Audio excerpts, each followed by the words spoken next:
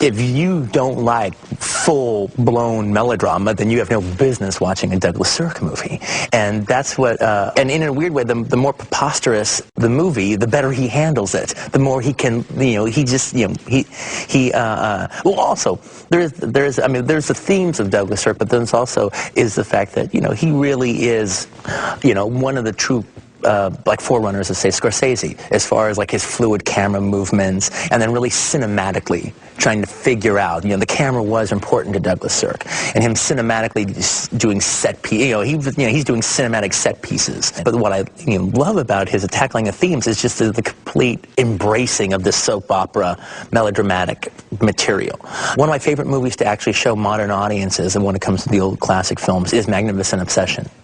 Because, I've showed it to, some young actors that, want to kind of scoff at 50s melodramas, and particularly when they, there is a slight bit of, Barbara Rush, Rock Hudson kind of acting that, like, is obviously not post-Brando, all right, for a second, and they have to get over that.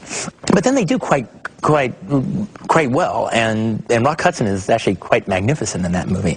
But the thing that's so much fun is, especially, and I've watched it with women and men, is they really get into that story. Because, they don't see melodramas where people, they see TV movies, they see Lifetime movies, they think that's melodrama. They don't know the true fun of ever-escalating emotions building up to a volcanic pitch. And they're actually hanging on every wild, crazy, improbable, twist and turn in the storyline that was far-fetched in the 50s, but Sirk's believing it and he's selling it to you, and I love that. I just love I love that storytelling, but I also love watching people get really roped up into that movie.